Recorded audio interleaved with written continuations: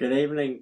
Good evening, everybody. It's Martin Tucson from Rock BMX Ministry here in Northern Ireland at 7 p.m. GMT. Just welcome everyone to the live stream. Tonight, I just want to thank again Gavin Dowd and Word Out Media for putting the live stream together.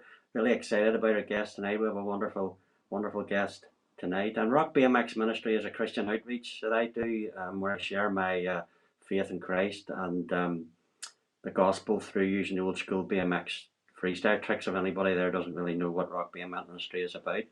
So we've got a wonderful guest tonight. That's Cory Coffey Magee, the whole way from Detroit. And we're just going to show a little clip just to start our program. My name is Cory Coffey, and I'm an athlete. Unlike soccer players who have Mia Hamm to look up to, or tennis players who have the Williams sisters, I never had a role model. I started riding BMX when I was 14 years old. At 17, I transitioned from racing to freestyle, and my only option was to compete against the guys. Since then, I've gone on to win multiple contests and ultimately became the women's world champion. Along the way, I've broken barriers and became the first woman in the world to do a backflip on a bike. Bike riding has helped me become the person I am today and has equipped me to be able to take on any adversity that's placed before me. This path didn't come easy.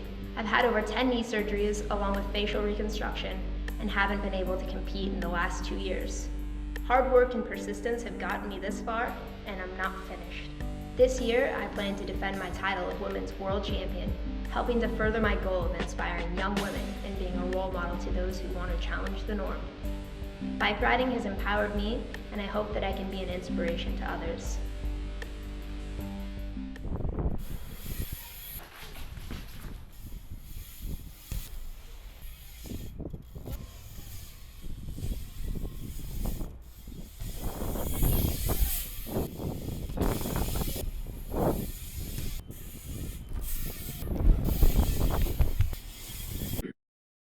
Amazing. That was amazing. Amazing, Cory. Cory, just want to welcome you to the program tonight, this live stream. Cory, thanks for taking the time out of your busy schedule and all the way live from Detroit.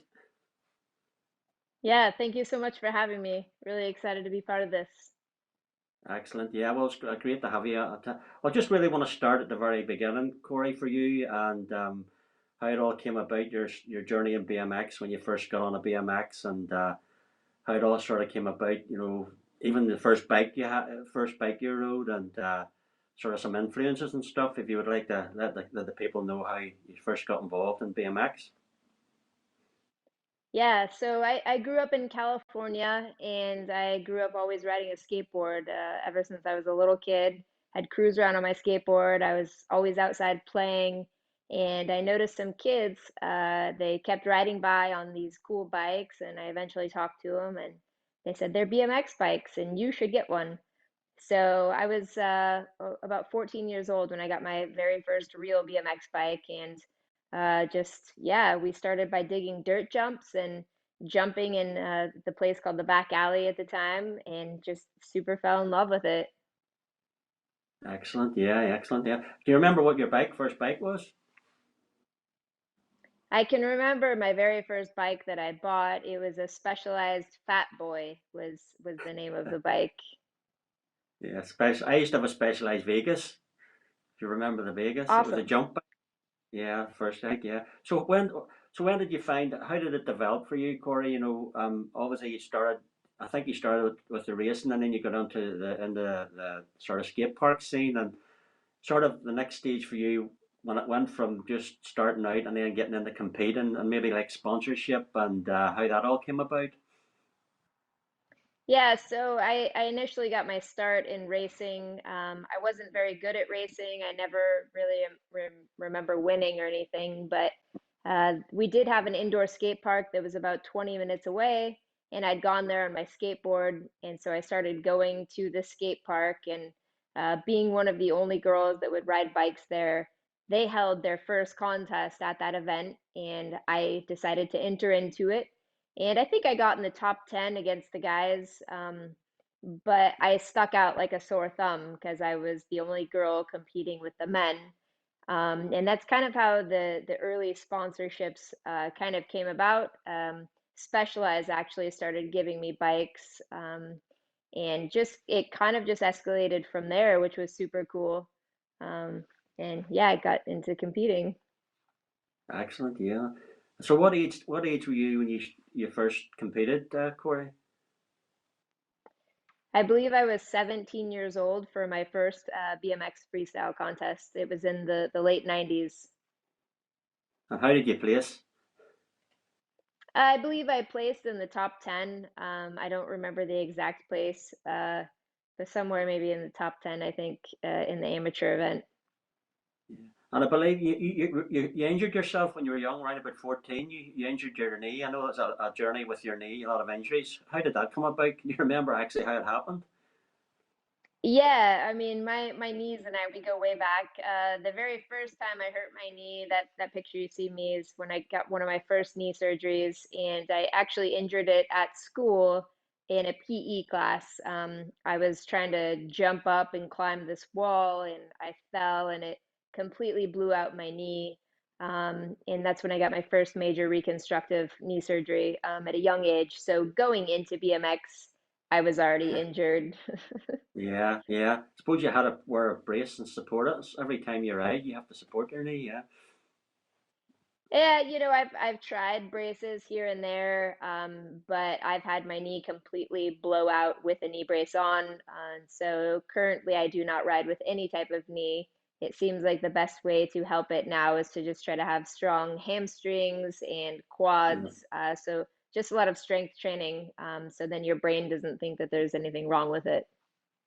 So like you competed. We also we know I'd like you to share a bit about your two world titles. I think it was Suzuki in Germany, and sort of your progression, sort of competing and gradually making your way up the leaderboard, and so where and you've competed in quite a lot of different countries as well. If you could sort of share a bit of your history on competing and how you've done, sharing about the 2004 World Championships as well. Yes, so after I started competing, then they started, there were many events all around the world, and I was given the opportunity to travel over to Europe, to Germany, where the BMX Worlds were being held, and it was, the women's contest, and I won that in 2004 and became the world champion. And then the following year, in 2005, they held the Worlds in Prague, in the Czech Republic, and I won that for the women as well. And I had big plans in my mind to win again, hopefully at some point in time. And I went to go back to the Worlds again and ended up blowing out my knee right before that. And so I actually ended up helping judge that event, which was really cool. But then as soon as the UCI started sanctioning our events again in BMX freestyle, I started competing again in 2016. And you can see a couple podium shots here, up on the podium there in China for the UCI World Cup. And yeah, I was able to make the podium again, which was really cool. And then just kind of kept competing. And I'm still competing. Hopefully, we get to have World Cups this year and World Championships. So we'll see. Excellent. Yeah. Now, did you also were you also involved, Corey, with Team USA as well? Yes, so with the Olympics will be coming up for the first time ever in BMX freestyle, and that's when countries started having, their national teams, and so I was named to USA's national team for BMX freestyle. So I was part of that very first team that was formed, and you have to requalify for that every single year based upon your rankings. And so for 2018, I was on US national team.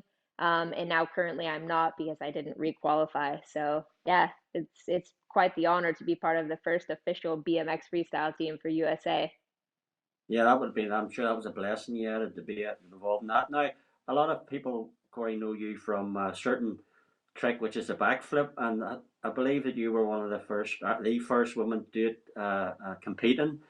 Could you sort of share a wee bit about the backflip history and I know you're still doing it now, but how it came about? How did you feel being the first woman to do that? And obviously that catapulted you sort of forward regarding inspiring others?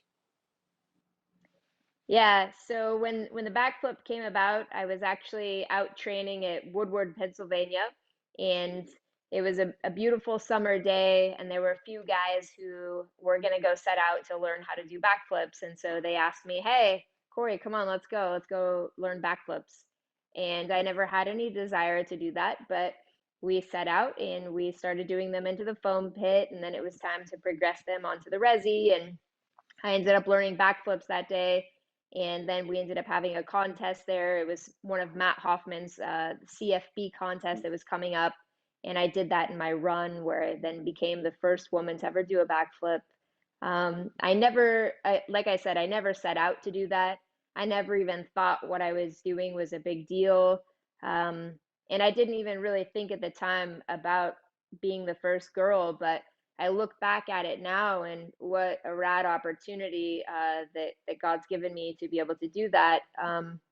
But also looking at today, um, it's cool to see that first little inspiration going. But now today we've got another woman out of New Zealand who's doing doubles, so pretty Hmm. awesome.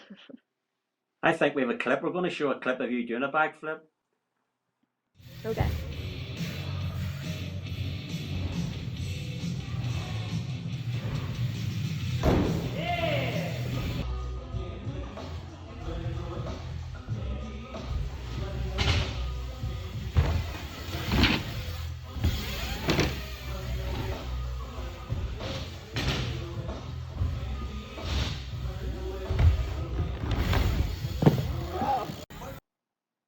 I'm curious, Cory, to ask you a question.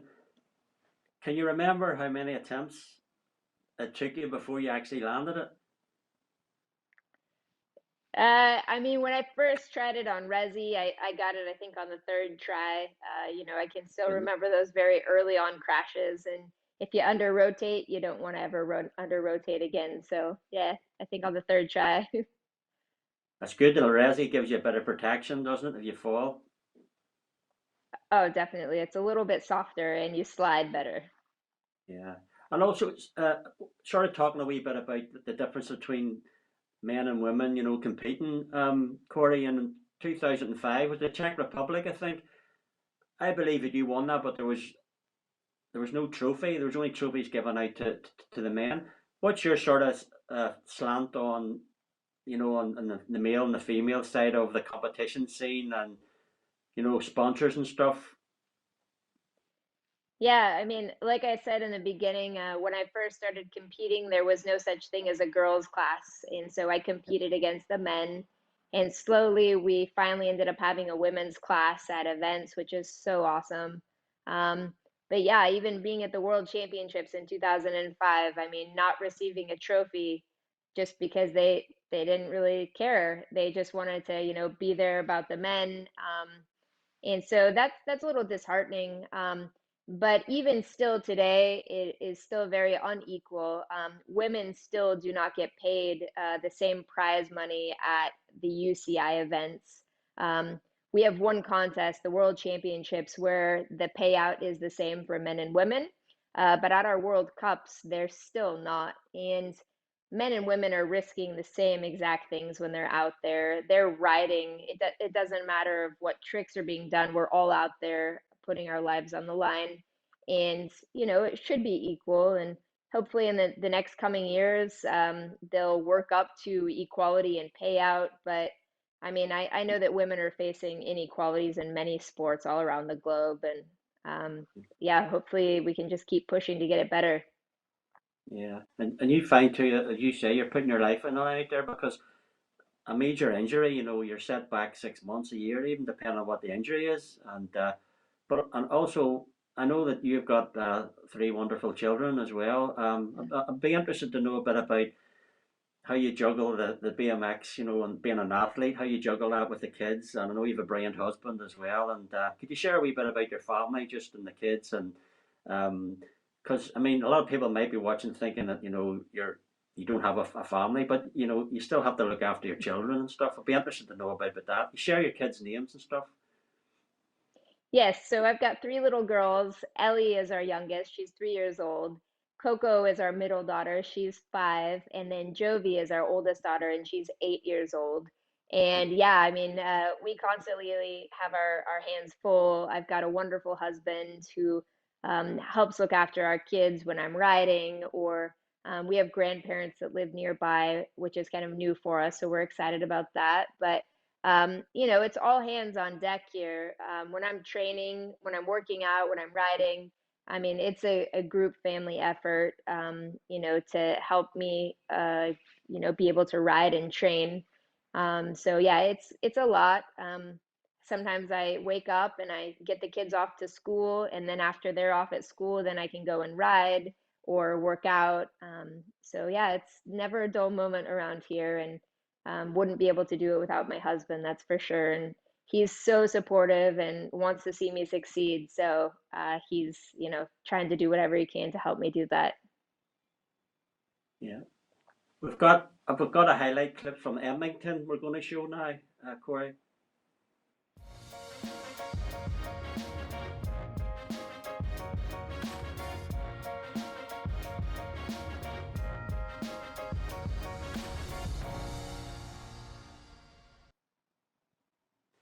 Yeah, that was you remember that like yesterday.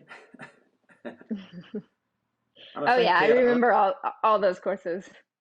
I'd like to let people know that we showed a clip earlier on with you in your backyard. I know that your brilliant husband there, he helped get the skate park at the back there, well, the ramps, and you just shot that clip a few days ago, I think, didn't you, for Gavin? Yes. Excellent. Yeah, I like the nose pics I was telling you about. Yeah, but also, what would your sort of daily regime be, Cory? Garden fitness, regarding working out, sort of. So right now I work out and ride 6 days a week. Sunday is my rest day, but Mondays I'm riding and working out, and Tuesdays I'm riding and working out, and same with every other day except for Sundays. But I have a strength and conditioning plan that helps keep me fit and strong. And yeah, just constantly riding and just trying to stay strong.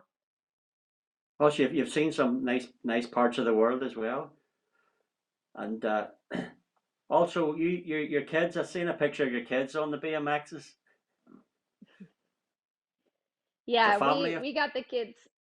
Yeah, it really is a family affair. It's more fun when the whole family's out there, and the kids like to ride at pump tracks. So that's really kind of fun. And the kids go out and play on the ramps sometimes as well. And, just trying to let them have a fun time and be exposed to it early. Yeah. Do you think that your daughters will take up the mantle from their mother?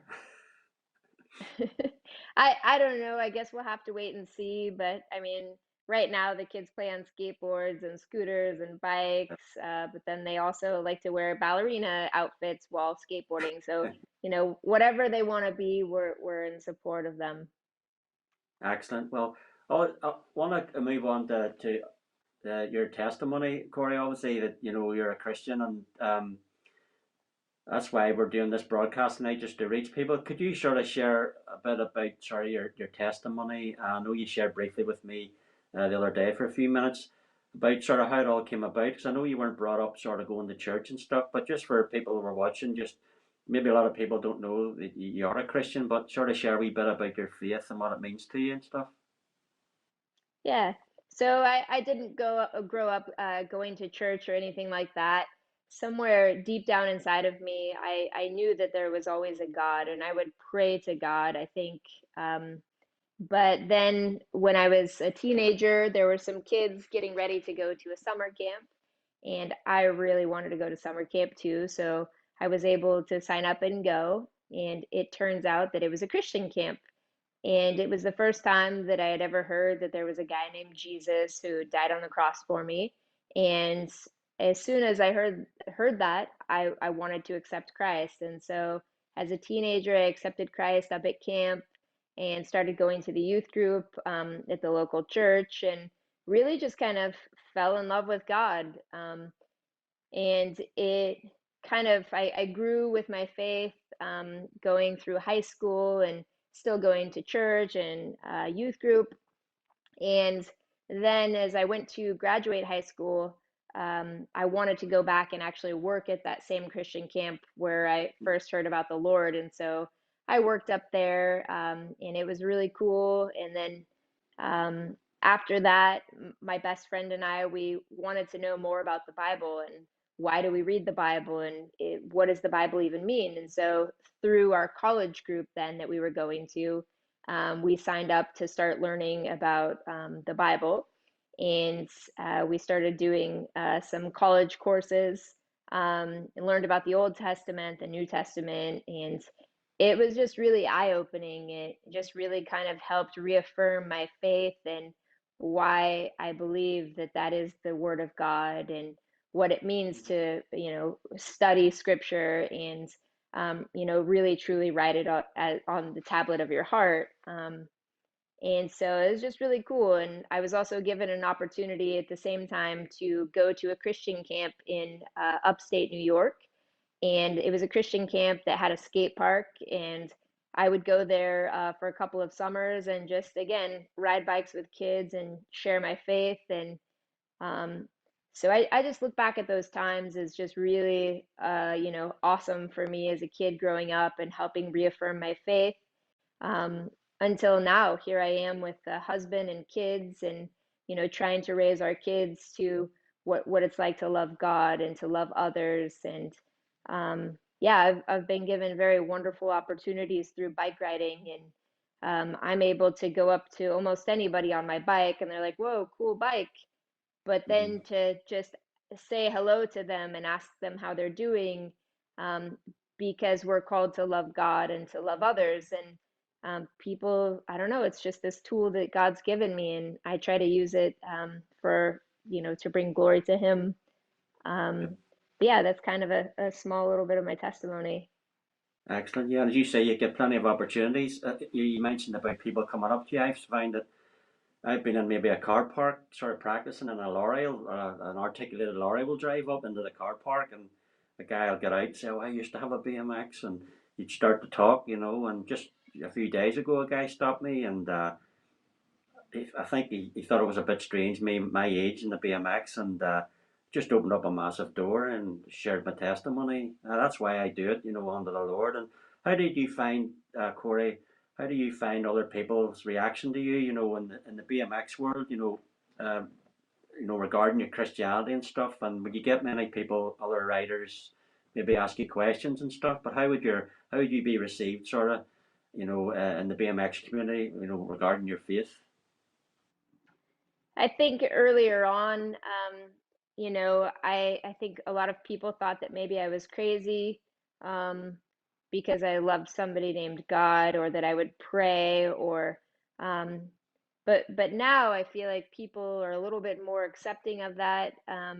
I've had friends who say like, "Hey Cory, make sure you pray for me. Make sure you pray for me." It's like, okay, I totally will.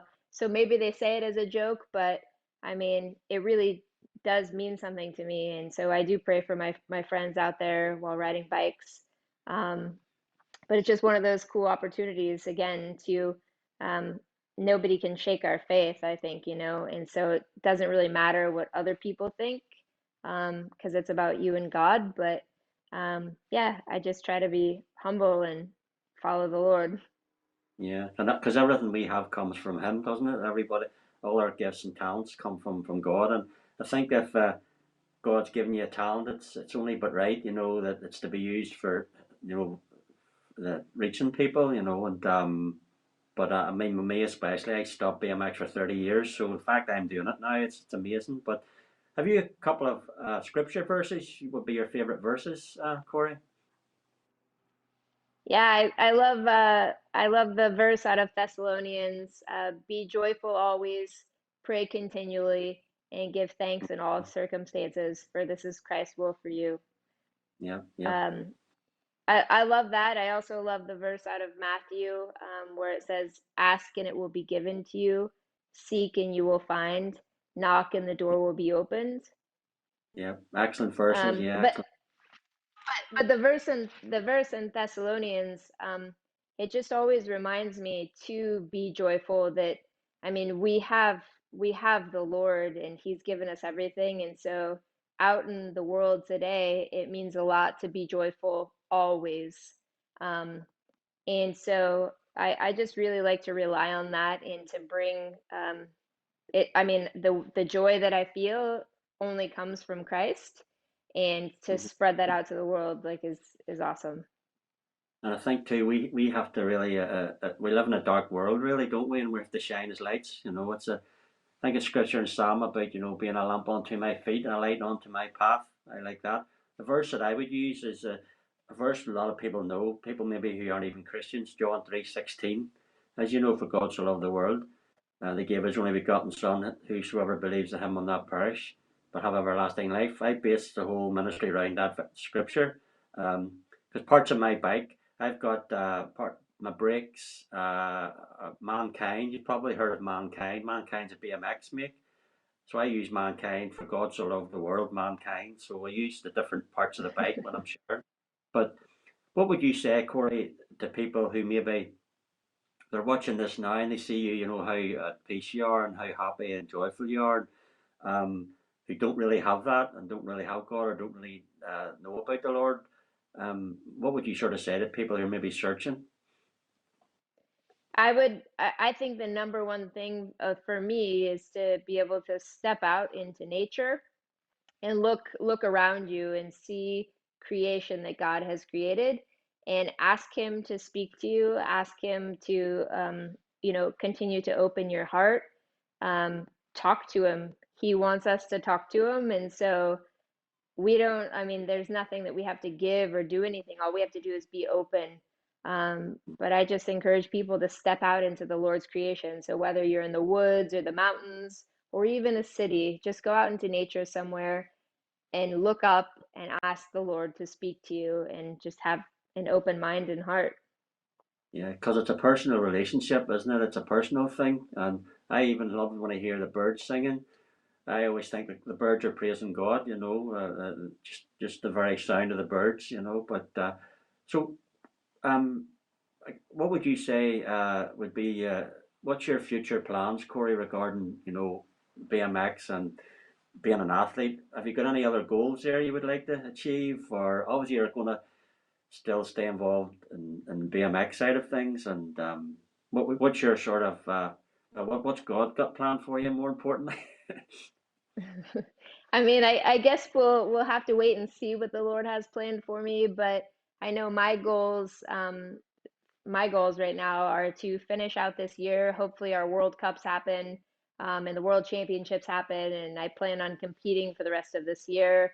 And then probably at the end of this year, I'll stop competing in BMX, and I'll probably still stay involved. I mean, I can't ever go too far away from BMX, but a lot of my friends will still continue to ride, and it would be fun to be involved in BMX still. Just not competing, I think. So compete for the rest of this year, and then we'll see what happens from there. Yeah. What's the woman scene like at the minute, Cory? What sort of crazy things are the girls doing at the minute? Who would be the top rider, top three in the world at the minute in the women's scene? Yeah, I mean, right now is a great time in BMX, especially for women.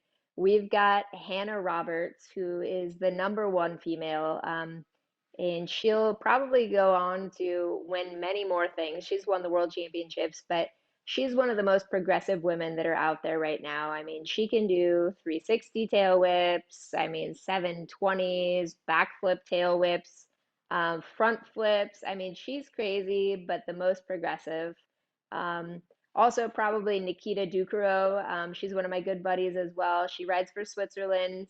Um, she's just got incredible riding skills as well. And also Paris Benegas for USA. And these three women are just phenomenal. There's many other women that are out there just pushing the limits as well, but these ladies are just out there crushing it, and it's awesome to see. And they're all, Olympic hopefuls. So yeah, we'll see. But it's a That's fun great. time. Yeah, well, it'd be good to see how they doing. As I say, there's I know I would watch sometimes the men on the skate park. It's just crazy some of the stuff they did when I did the old school. I mean, you had an aerial. If you jumped out of a quarter pipe or a skate park, that was it, you know. But it's crazy some of the stuff they're doing now. But you also ride mountain bikes? Have I seen you on a mountain bike as well? Yeah, so I've ridden mountain bikes as long as I've ridden BMX bikes as well.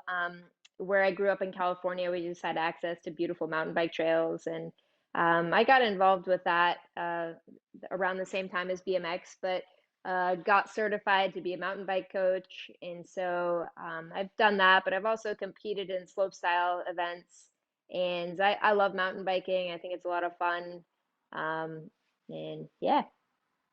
And what about hobbies, Corey? You've got obviously other hobbies as well. I believe you like a bit of dancing as well. Yeah, if I have any free time in the springtime, I'm planting a garden. I love growing plants, and so like to grow vegetables and fruits, and so that's kind of a big hobby. And then otherwise, just trying to invest into my kids and their hobbies that they like. But other than that, as family, we love to go camping, just spend time outdoors, riding mountain bikes, going fishing. Um, Anything that's just outside having fun. And I mean, we love it. Still love to skateboard. Love to cliff jump as well. So that's pretty cool. But And yeah. what bikes do you have at the minute? Your BMXs, Corey? What are you riding at the minute? What frame? Right now, I'm riding, it's a layered frame. So there's a guy named Mike Laird who makes them, and they're custom bikes. And this current bike is a titanium bike. So I'm riding a custom titanium bike. Um, and it's got many titanium components to it as well. But super excited about it. And it's amazing to ride it because it's super light. I mean, it's a fraction of the weight that when I grew up riding. So, yeah. Yeah. What about? Could you share a bit, Corey, about the backyard? Your ramp setup in the backyard. I know your husband had a lot to do with that. How that all came about and stuff, and I'm sure it must be a really blessing to have that there, just to be able to go out the back door and there you go. It's definitely a huge blessing to be able to have ramps. I think it was always my dream as a kid to have ramps at my house. And we first had an indoor spot that we rented, and we had some ramps built. But then it was kind of hard being able to get to that spot and still have the kids at home. And so we decided to, why not build them in the backyard? And so then I could just go out the back door and ride and still have the kids be here at home. But we have a really great ramp builder that's local. His name's Cory as well. But just a super talented guy, and he was on board to build the ramps, and so we made the project happen. And then the Wonderful World Skatelight was able to really hook it up in regards to us getting the surface for the ramps as well. And Excellent. yeah, it's a huge blessing. What do the neighbors think? Well, thankfully, the only neighbors that we have are behind us, and Right. sometimes they're out there watching me ride, or people that pass by, they'll stop and kind of peer through the fence, and it's just always fun. I mean, who wouldn't want to see somebody riding ramps in their backyard? So yeah, it's Uh, awesome. we have a couple of indoor parks here at the minute. Unfortunately, they're closed because of the COVID situation. We've got Thunder Park, Matt Gillespie, Captain G's called. He's an indoor. You would love that park, skate park, and Yeah. also another indoor park as well. So we've got two indoor parks, but they're closed obviously because of the situation at the minute. But no, I was just thinking about that titanium frame. I wonder if I could break that frame. We were talking about breaking. Yeah, that would be a good frame. That must be really really light. Yeah, it's very, very light, but I'm sure that, you could probably break any frame that you ride it with how hard that you ride them. Yeah, that's it. Yeah, but that's great. As I say, it's wonderful, Corey, to have you on. And I mean, the main thing is people watching the game. It's God's blessed you with the gift, the talent, the writing, and also blessed you with a family, and a wonderful husband. And I know you've had a few injuries along the way, but that's part of life. I suppose really you could have said you could have stopped riding really many years ago because of the injuries, but as we were sharing earlier on, just keep riding. Yeah, definitely. I mean, I know people that have one knee surgery and then they're usually done with whatever sport they like to do, but I've had 12 knee surgeries and each time it's totally terrible. But there's just something special about bike riding that I always want to keep doing, and I don't really ever want to stop moving. So whatever the Lord has before me, I'll step into it. Yeah. And also, can I take it back again, Corey, just to 2004 in Germany at the expert the girls' street that you won? Could you sort of tell us how you felt, your actual feelings when you became world champion in 2004, your emotions and sort of how you were feeling with that sort of accolade? Yeah, I mean, I remember going over there and just being just so excited about being in Europe, and their contests were a lot different over there. Just so many more people. It was more of a common hangout type thing. It was a big open festival of bike riding, and I just was so excited to even be there and so excited to win. That was my first real trophy that I ever won for a freestyle event, and so I was so excited and just tried to soak it up as much as possible. And yeah, that super happy.